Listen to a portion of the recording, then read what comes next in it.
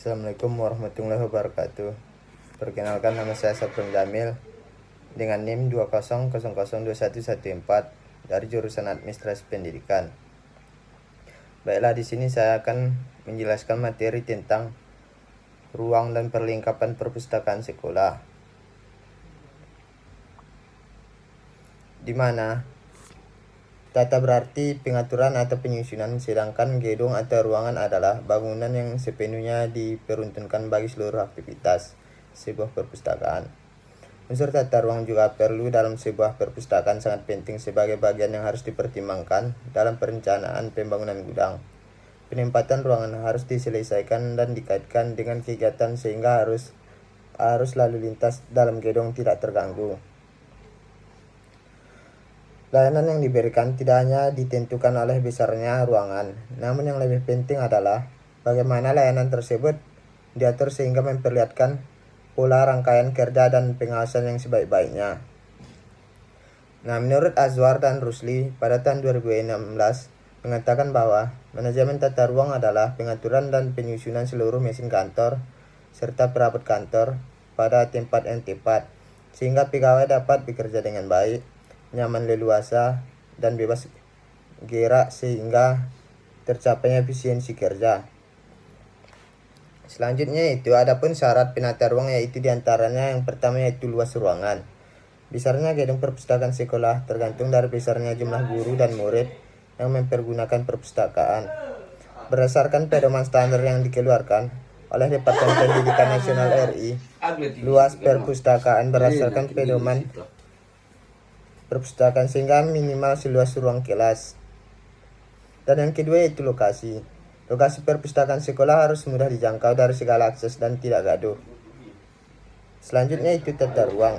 Tata ruang hendaknya diatur sedemikian rupa agar aktivitas layanan perpustakaan dapat berlangsung dengan lancar.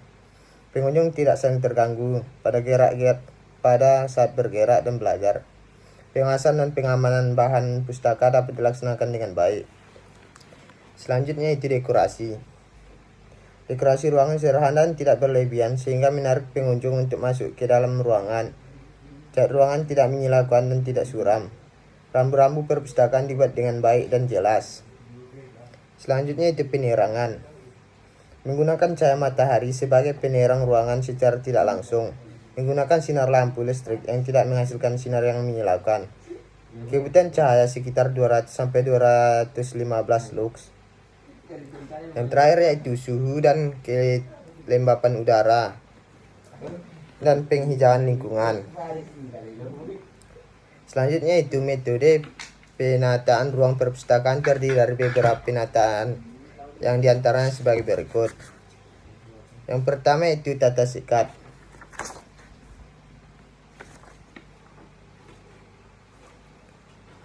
Dan yang kedua itu tata parak.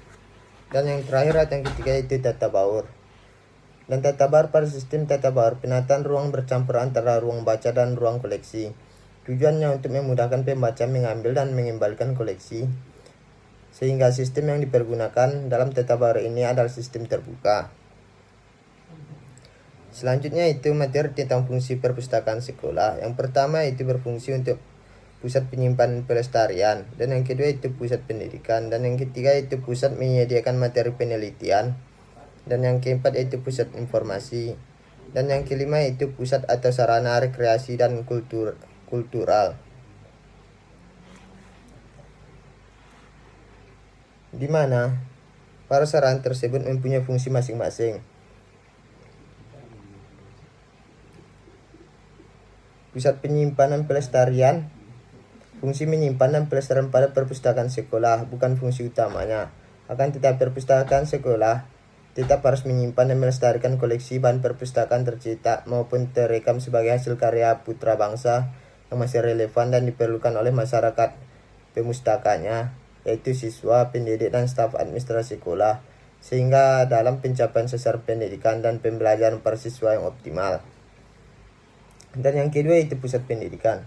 Perpustakaan sekolah harus menyediakan dan mengelola berbagai bahan perpustakaan sebagai sumber literatur yang berhubungan dengan pendidikan dan proses belajar mengajar, sehingga dapat berfungsi sebagai tempat dan sumber belajar bagi siswa. Dan yang ketiga yaitu pusat penyediaan materi penelitian. Perpustakaan sekolah juga berfungsi sebagai tempat mendapat informasi yang mendukung penelitian para siswa dan guru pembimbingnya. Yang keempat yaitu pusat informasi. Perpustakaan sekolah menyediakan informasi bagi pemustakannya, baik informasi tentang bahan pustaka yang dimilikinya, contohnya cakupan, jenis penempatan, dan lain-lain. Yang terakhir yaitu pusat atau sarana rekreasi dan kultural.